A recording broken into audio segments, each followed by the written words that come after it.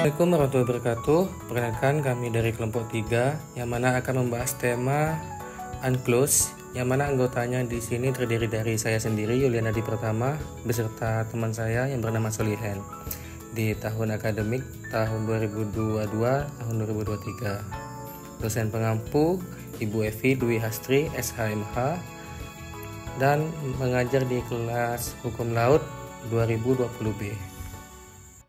Masuk ke yang pertama mengenai definisi UNCLOS, di mana secara literatur yang diedarkan sampai sekarang, UNCLOS di sini merupakan perjanjian internasional yang diadopsi oleh Perserikatan Bangsa-Bangsa pada tahun 1982. UNCLOS menetapkan hukum yang mengatur penggunaan, konservasi, dan pengelolaan laut dan sumber daya laut. Mengenai batasan dan klasifikasinya, UNCLOS juga menetapkan batas laut dan klasifikasi wilayah yang berbeda, seperti zona ekonomi eksklusif atau bisa disebut Z, dan wilayah penangkapan ikan.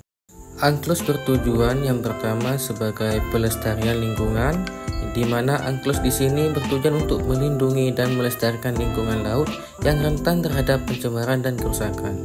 Dan yang kedua, UNCLOS bertujuan sebagai kerjasama internasional yang mana mendorong kerjasama dan komunikasi antara negara-negara untuk mengatasi masalah terkait dengan laut. Dan yang ketiga, UNCLOS bertujuan sebagai pemeliharaan keamanan maritim, di mana untuk mempromosikan dan memelihara keamanan maritim di seluruh dunia.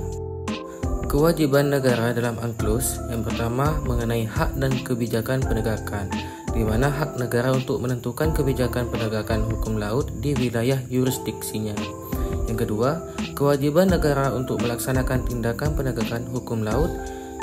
Dan yang ketiga, perlindungan lingkungan, di mana kewajiban negara untuk melindungi dan melestarikan lingkungan laut. Kewajiban negara untuk mencegah dan mengendalikan polusi laut. Dan yang keempat, kerjasama regional, di mana kewajiban negara untuk berpartisipasi dalam kerjasama regional dan pemeliharaan dan pengelolaan sumber daya laut. Dan yang terakhir, kewajiban negara untuk berperan aktif dalam perlindungan terhadap aktivitas yang merusak lingkungan. Baik, selanjutnya akan dipaparkan oleh rekan saya yang bernama Solihen, yang mana akan menjelaskan tentang penerapan UNCLOS di Indonesia.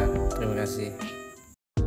Baik, terima kasih disampaikan kepada rekan saya, Mas Ian, yang dimana saya akan melanjutkan penjelasan atau memaparkan materi berikutnya, yang dimana ada hak dan yurisdiksi negara di ZEE. Yang di poin pertama ada wilayah ekonomi eksklusif atau ZEE, memberikan negara pantai hak eksklusif untuk mengelola sumber daya alam di perairannya. Dan di poin 2 ada negara pantai memiliki yurisdiksi eksklusif dalam menetapkan aturan ekonomi, lingkungan, dan ilmiah di ZEE-nya. Dan yang ketiga, negara-negara lain harus mematuhi hukum dan peraturan negara pantai di ZEE-nya, yang dimana secara yuridis sesuai dengan ketentuan pasal 56 UNCLOS di tahun 1982, Indonesia memiliki hak berdaulat di ZEE untuk melakukan eksplorasi dan eksploitasi serta pengelolaan sumber daya alam, termasuk kewenangan hukum yang berhubungan dengan pembuatan dan penggunaan pulau buatan. Dan dalam ZEE, negara apa saja hak negara lain, yaitu hak-hak dan kewajiban negara lain, diantaranya pelayaran dan penerbangan, serta kebebasan meletakkan kabel dan pipa di bawah laut, dan penggunaan laut lainnya.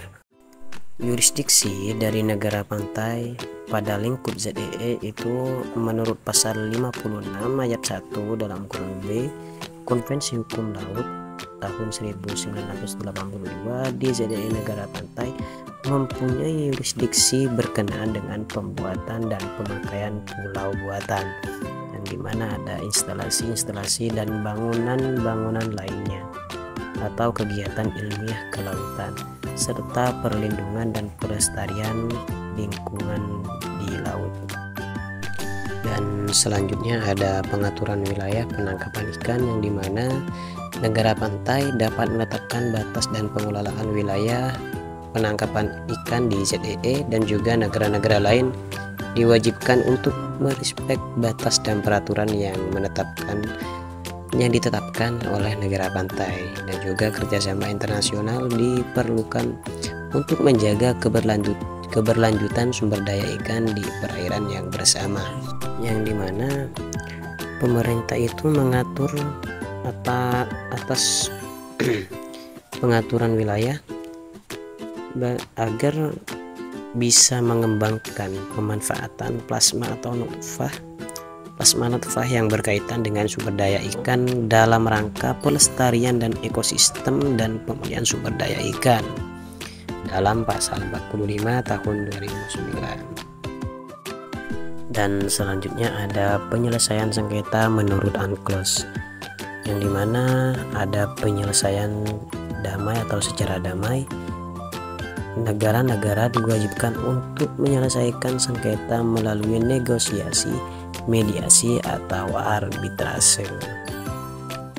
Dan mekanisme penyelesaiannya bagaimana, yaitu mekanisme penyelesaian sengketa secara damai dapat ditempuh di luar persidangan ataupun di dalam persidangan. Dan yang terakhir ada penerapan UNCLOS di Indonesia, yang dimana yang pertama itu poin pertama, penerapan hukum laut. Indonesia telah mengadopsi hukum laut internasional termasuk UNCLOS ke dalam hukum nasionalnya, dan juga pengelolaan sumber daya laut. Indonesia juga memiliki peraturan dan kebijakan yang mengatur pengelolaan sumber daya laut di ZEE.